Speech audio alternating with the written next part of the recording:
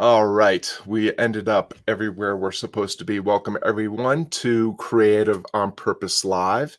This is a special episode. I am just here to riff and rant, maybe riff rant a little bit about a topic I've been writing a lot about, sharing on my Substack, sharing in my social media posting, and that is around the ideas of identity and purpose. And since I didn't have a guest lined up as usual for the usual Creative on Purpose broadcast, I'm just going to riff a little bit. We've got Scott and Jeff in the waiting room. They're going to be listening in. And if they have any questions or comments or arguments to start after I finish my piece, we'll invite them in to do that.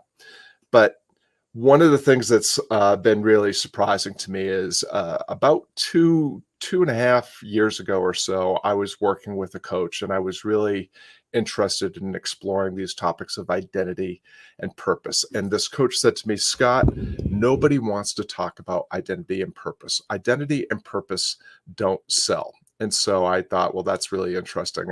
And so because I looked up to this person and they seemed to be successful at what they did, and I thought that I would be able to, I would take their advice, and I moved into something else, and that led to other things. Some of you know that I just came up with my book, The Coaching Business Prescription, where I shared the process that I used to take my business from one that just earned a couple grand a month while I was working 10 hours a day, 7 days a week, and turned it into a 5-figure a month business, and actually only working 2 hours a day. But all the while, even though I was having some success with that program, I was still thinking about these ideas around identity and purpose. And so I've just been talking about these things, writing about these things. And surprisingly, more and more people are signing up for the newsletter, commenting on the posts, and signing up for coaching just to look at how do I figure out what I really want in life by getting a little bit clearer about who I really am.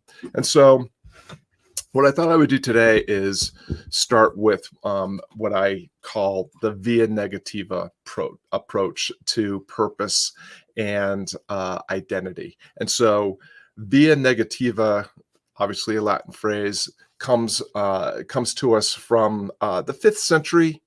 In the early days of Christianity, there was a lot of hyperbole when people talked about God. God is truth. God is love. God is absolute. God is powerful. God is everywhere. And so there was this movement in the 5th century led by a really obscure Syrian monk who went by the name Pseudo Dionysius. And what he did was he said, let's since we're defining God as basically everything, and therefore it almost means nothing. Let's get closer to what we mean when we talk about God by talking about what God is not. And so he went through this process of pruning away all the hyperbole and getting to kind of the essence of what God was. And so this via negativa approach is this process of pruning. So I'd like to approach identity and purpose, which are things that we might speak about and feel like we've got something, that we know something about what these things actually are. But when we're pressed and asked, like, what do you mean when you say identity? What do you mean when you say purpose? What is your purpose? How do you find your purpose? Where does purpose lie? We oftentimes have a really hard time arriving at some sort of articulate definition of what these things are. So if I apply this via negativa approach to thinking about purpose, for instance, well, we often hear people talking about purposes. Here, purpose is this destination. It's this place out there. You need to go find your purpose. It's out there in the world. You need to go track it down and find it and embrace it and figure out what to do with it. And that's one approach. Another approach is, and this is kind of the Simon Sinek approach, but it goes back and obviously much further. This idea that purpose is this thing within you. You have to excavate it. You have to excavate your purpose, identify your purpose from within, embrace your purpose, and then bring your purpose out into the world and do the work, whatever it is that you're meant to do. In a via negativa approach, what we might say is that maybe purpose is neither out there to be a destination to be discovered or this internal attribute that we have to excavate and unveil. What if instead we thought of purpose as not being out there or in here, but this thing that emerges? Where would it emerge from? Well, one of the things that you can think about is it emerges from identity. So if identity is who you really are, well, what's the via negativa approach to identity? What is identity not? Well, we often talk about identity around what we do. I'm a coach. I'm a grandfather. I'm a husband. I'm a father. Uh, these are these identities, or are these just things that we do? What if identity was not what you do, or not the expectations that other people have for you, but what if instead you thought about identity as who you are, your essence, and purpose is your is your is how you express that being. And so it's not about doing, it's about identity is not about doing, it's about being. Purpose is not about what you do or what you're meant to do, but the way that you show up in the here and now, in the moment. And so what happens when we take this approach is that we've taken identity away from the past, which we can't do anything about. These narratives we have are around maybe regrets or lost opportunities or missed opportunities in the past where we could have been and done something more and better than we're doing. And we're taking away the anxiety attached to expectation about the future. Like I'll eventually find who I really am and what I'm really meant to do sometime in the future. But what happens if in the here and now, you simply decide that you are going to show up as fully as you are able? You're going to try to strip away the limits, the via negativa approach to your identity, take away the self-limiting beliefs, the self-imposed limitations, and show up and start to bring these things that other things that we talk about that sound fairly esoteric, like I'm going to become more conscious. They say that 95% of our lives, what we say and what we do is exactly what we did yesterday. 95% of our behaviors and our attitudes and our beliefs are just habitual repetitions of what we thought and what we believed and what we did yesterday. But if we lean into that 5% of of our being that is conscious, that brings our awareness and our attention, uh, and applies intention to how we show up and how we are present in the here and now with the work that's right in front of us, in the relationships that we're in this moment. Then what happens? Well, now our identity and our purpose can emerge from actually practicing identity and purpose. If we show up and with as fully as we can as to who we are, and with the intention for what we want to create or bring to fruition in this moment, then we will find that identity and purpose emerge. They become they become available. We become aware, and we can embrace. And purposefulness begets purpose. Intentionality begets greater intention. Awareness begets greater awareness.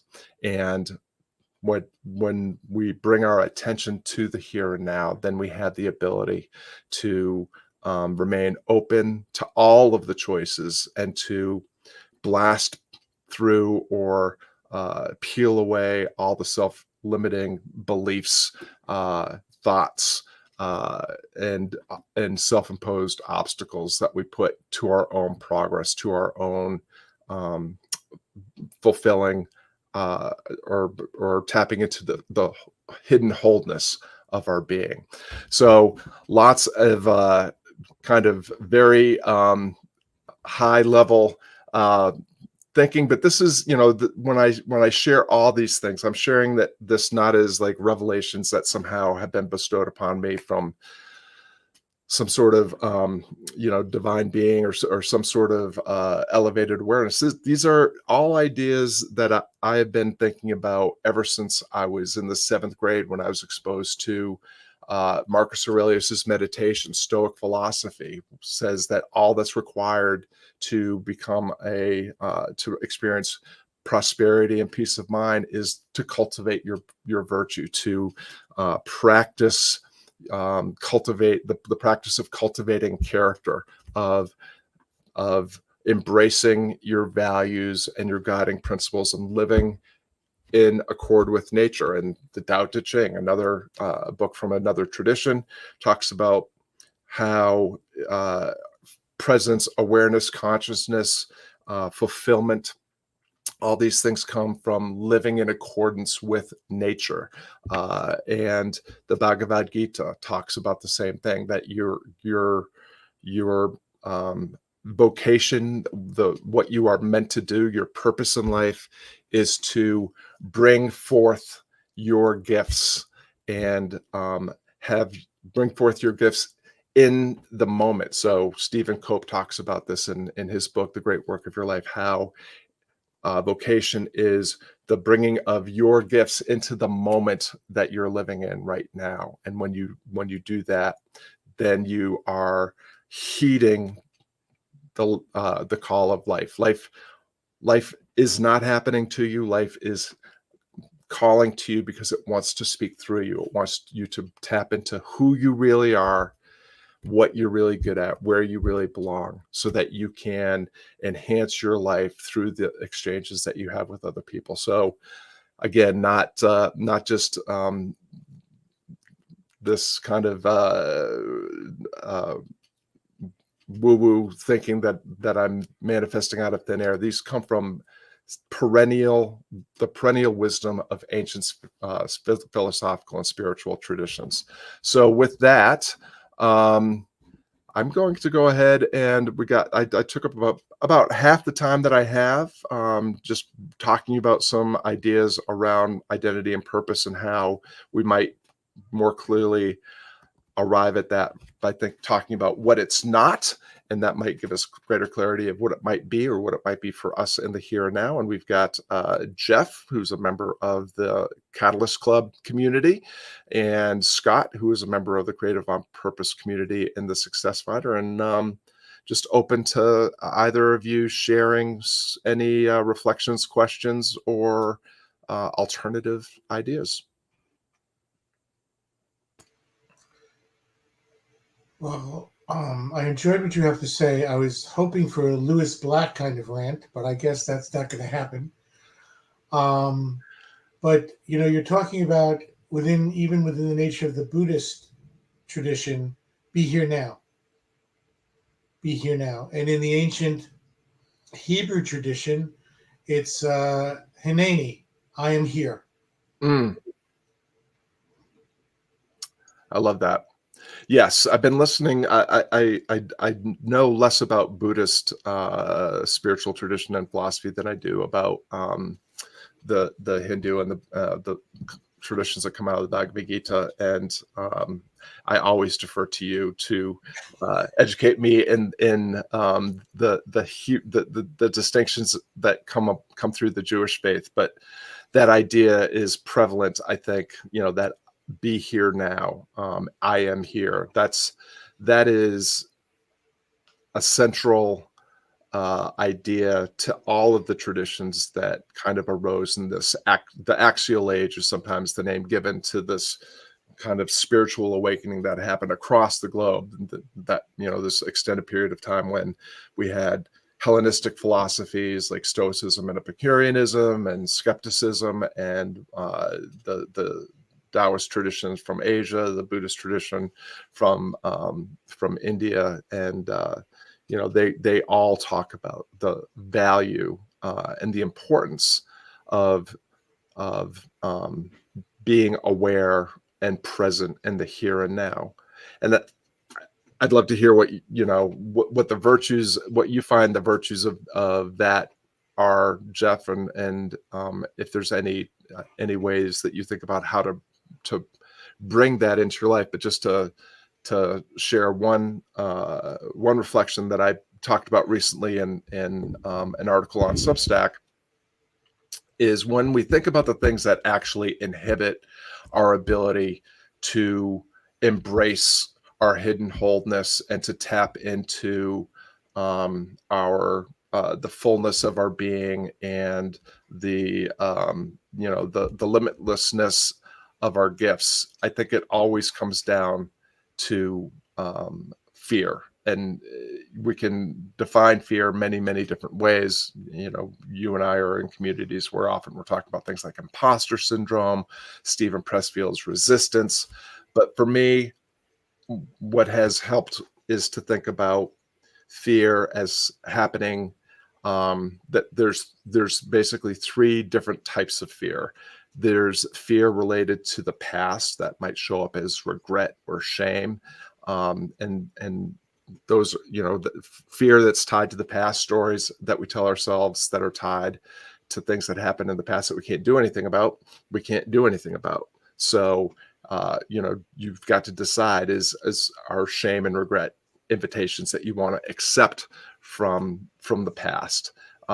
Anxiety would be the expectations and the clinging to, or the grasping for, goals in the future that we largely have no control over. We can control how what we decide to go after, and how we approach that, but largely other people, situations, circumstances, natural events, societal and political events may inhibit our ability to get what we want. So anxiety is kind of a fool's errand as well. But then there's the fear that happens in the here and now, which is angst, which is I don't know who I really am. I don't know what I really want. I don't know what to do next. And if we look at the three faces of fear, the only place that we have the ability to actually step into, stay in, and share our power to influence the results that we might want to get, or to become the person we want to become, or to fulfill the purpose that we want to fulfill, is if we take control over the way we see ourselves in our situation, and then what we choose to do and then do next. And that's how we can move from angst and start stepping into possibility. I don't know if you have any additional reflections. My philosophy is a little bit simpler. All this stuff, I'm more the 12-step guy. One day at a time. That's all you can concern yourself with is right now. The past is nothing you can do about it. In the future, there's a little bit you can do about it, but no sense worrying about it. I love that, Scott. Well, that speaks to what we were talking about a little bit earlier around awareness and attention. That if we're paying attention to all the things that could happen, or all the things that we actually, that we want, that are out there in the future, that require the planets to align in a certain way, or situations and circumstances, or other people to behave or line up in a certain way, we're inviting ourselves to suffer, because it's not likely that everything will work out just the way we want. But if we bring our awareness to what's right now, and pay attention to what our choices are for what we do next, that's, I think, kind of at the heart of that 12-step idea of what's the next, what can I do right now? What's the smallest step I can take right now to promote my to bring my consciousness awareness and bring a little intention and integrity to what I'm going to do in this moment. And if you dwell on all those things, it's going to overwhelm you. And, you know, I'm thinking that you're going to end up looking like a catatonic schizophrenic if your mind is constantly on those. So they'll take you and lock you away in a room somewhere until you come out of that mode. Well, that's I love that characterization because, you know, we in the United States, at least, it appears that the people that do achieve the trappings of success are the ones that are rewarded with attention and with fame and with fortune and all these things. And so we have this, you know, we celebrate the people that attach themselves to big audacious goals and grind their way to achieving them. But then, you know, how often do we hear the story of the person, you know, the person that achieved all the fame and fortune they ever imagined for themselves, but it's not enough, and it doesn't make them really happy, and you know, therefore, you know, was it really worth it? And you know, so they become, you know, I think a lot of us are sometimes acting like catatonic zombies, just blindly chasing the things that we've been kind of schooled to and occupied. Yeah, exactly. Well, that brings up. Well, I'd like to add something to that. Go ahead. Two things you were talking about fear. One is with fear of the past. If you can look at your regrets and turn them into reflections and learn from them, that helps your life. The other thing is, in the life you're leading now, you have to give up the story you think you should be doing and live the story you actually are living. And some people find that very difficult. No, I want to be doing this. Well, you're not doing that. You're doing this. So why don't you live the story you're actually living and see how that's going for you? Yeah, well, I appreciate you teeing that up, because one of the things that I was thinking about today, so Jeff and Scott are aware that, you know, one of the things that right now, I am living a life that has been designed around and engineered around taking care of my grandson Jasper, and you know, this is why I created that process that I share in the coaching business prescription, so that I could move from, you know, working all day, every day, you know, to make just a little bit of money and having no extra time, to working just a little bit each day, but doing just getting the necessary things right enough to make a living that allowed me to spend the majority of my day with my grandson. And so the reason why I think the reason why I bring this up, and the relevance to this idea around identity and purpose, is those of us in this room and a lot of the folks that are tuning in, we start to be concerned with identity and purpose as we are losing touch with some of the identity and purpose that that was created for us around being, you know, being a spouse, being a parent, being an employee, or you know, being a person that makes a living in a specific occupational role. And towards the end of our lives, or you know, at a certain point of our lives, you know, parenting would actually not be the proper thing for us to be doing anymore. Our kids are out of the house living their lives. Our careers are winding down. We have to come to terms with wherever we are at. And so we do have this, you know, many of us treat identity and purpose at a certain stage of life as almost an existential catastrophe that we have to figure out, navigate, and reinvent ourselves around. But when I think about, you know, what I love so much about spending time with Jasper is when you think about what does it take to actually be just a happy human. Jasper's got it all figured out. Jasper isn't having any existential meltdowns in his brain around, who am I, and what am I supposed to do with my life? He is,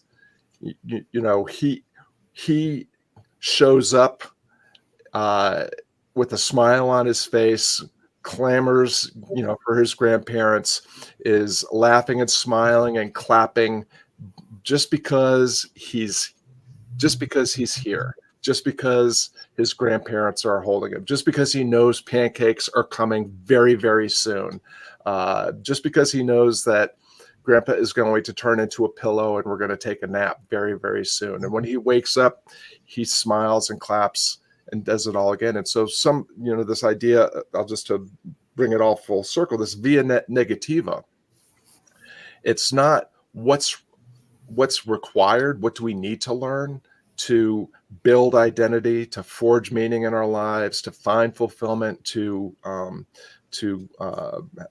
create and lean into a sense of purpose in our lives. It's actually, what are the things that we need to unlearn? What are the things that we need to take away? All this cruft, all this baggage that comes from, what happens as we're parented and then schooled and then occupied at work, and all the things that come through all of this kind of institutionalized, systematized way of being the way that we're supposed to be as defined, by society. What happens if we got rid of all that? And again, Jasper doesn't need to be reminded to become aware and pay attention to the here and now. He's in the here and now. He is aware. Jasper gets more joy out of looking at his hands open and close than I get out of almost anything I do in any given day. And it is enough. And he accomplishes amazing things every day around finding new words, finding new actions and reactions, and walking and talking and all these things. Again, an argument for maybe we possess everything that we need. Maybe all we need to do is reconnect with this hidden wholeness. Maybe what we need to do is strip away all of the unnecessary things that we've that have been attached to us, or that we've attached ourselves to, and bring that, to Scott's point, bring that awareness, bring that attention to the here and now. And like Jeff was saying, be here and now, and just be. So with that, I'm going to have to wrap this up. I appreciate Scott and Jeff, you guys hopping in and adding to the conversation. I hope that was interesting, at the very least, for those of you that are attending. Probably will continue to do this and hopefully get a little bit more, just again, trying to clarify and figure out how to talk about ideas that I don't think we talk about enough. And I'll look forward to seeing you all next time. Thanks very much. All right, Scott, have a great day. Bye now.